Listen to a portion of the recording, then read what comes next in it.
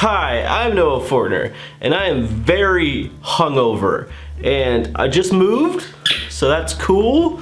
While I was moving, I tried to fix this green screen, like maybe iron it a bit, but it just burned through the iron because it's a cheap green screen. I'm exhausted. I'm tired. My mug says shit show, so thanks, Mom. I'm very hungover, but what I also am is a violently casual gamer.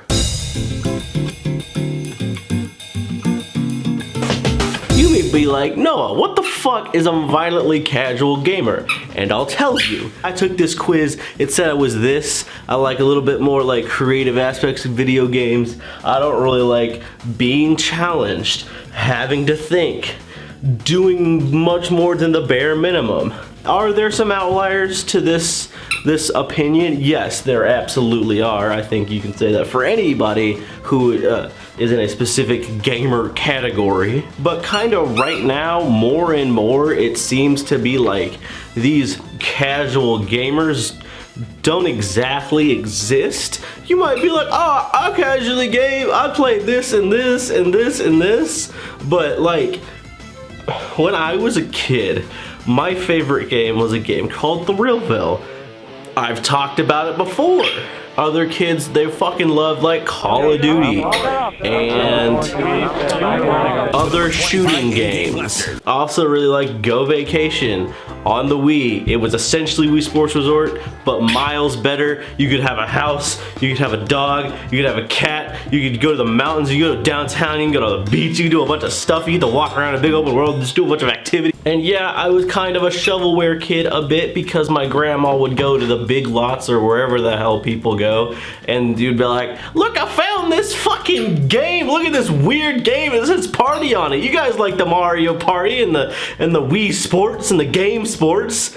You know how many of those I had in my life? There are so many, I probably had at least half of them, and some of them are pretty good, and the other ones are bad, very, very bad.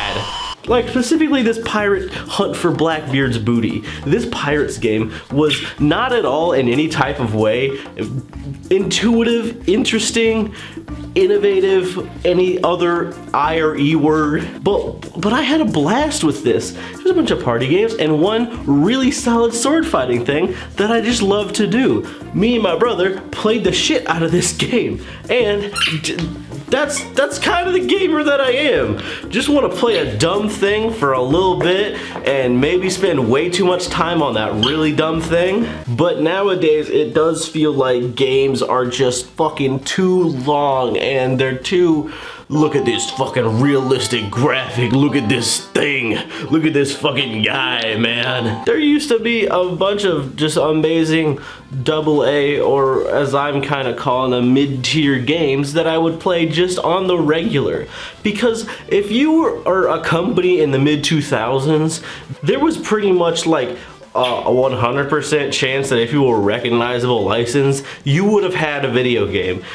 Disney, Marvel, football, basketball, baseball, motherfucking ass, any movie, literally any movie, name a movie. Chicken Little had two games. I don't know why you said Chicken Little, but Chicken Little got 2 games. It's a bad movie and that movie got 2 video games out of it? What the fuck? You got games like Cabela's, who has so many goddamn games in their entire collection. Genuinely, if you had any type of a recognizable IP, you would have had some type of video game shovelware nonsense trash for a dumb goobly gobbly brain like me and my brother to play when we were kids. Don't even get me started on like Game Boy games, dude. Everyone had one. Drake and Josh had one. Well, fucking Sorcerer's Apprentice had one. There was one it's actually a really good Game Boy game. It's like Pirates of the Caribbean Dead Man's Tales or whatever the fuck that movie was called. There's like a Monsters Inc. There's like a Nemo. All these games were amazing, and especially on the Wii, where a lot of these games would go. Movie tie-in games like Madagascar, Meet the Robinsons,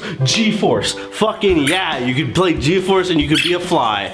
I honestly don't remember a lot about that one, but I thought it was pretty fun. Madagascar 1 and 2 were fucking amazing. They kind of remain up in some of my favorite games that I played as a child. You were literally sleeping until I hit the button on the camera to record. I don't understand you. What has happened to all of the movie tie-in games and the shovelware and the mid-tier games and the weirder launches like a Thrillville or something just like a World of Zoo, just something just outside of the AAA norms? These games were made by the big companies, which is fucking weird. I can tell you exactly what happened to all these games. And it's a 5-letter word. A certain crab under the sea fucking loves it, and I don't have enough of it.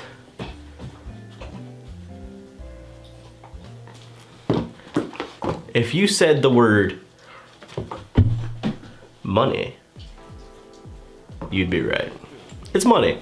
It's essentially the money that it costs to make these games now. Games are fucking expensive to make. They take a long time to make because they all look like this now, which isn't such a bad thing because there are some amazing games that have come out, but also like they could look like this, but they're not gonna be tied to a big IP because a lot of the big IP has already agreed to certain developers to be used for whatever property they may or may not want to make a video game about. This all kind of started around Batman Begins, the video game.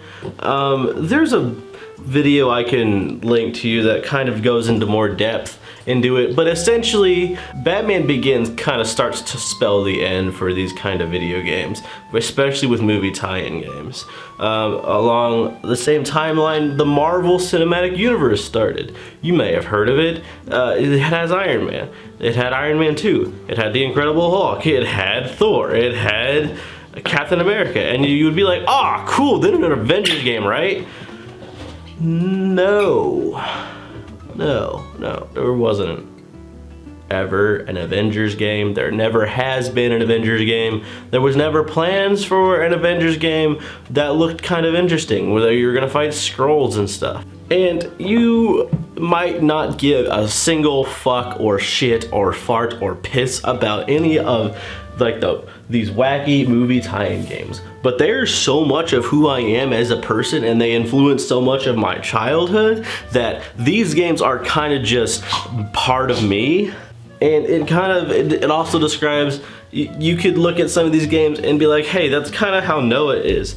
He's kind of lazy and he doesn't look very good always, but he's wacky, he's fun for a bit. You may not like think he's your favorite game of all time, but he might be someone's favorite game of all time. And that is me. And I love these games a lot and I miss them a lot. We're not gonna get any anymore because like AAA studios love making these big fucking games and none of them make any of this nonsense anymore, so they're making this shit, which is perfectly fine.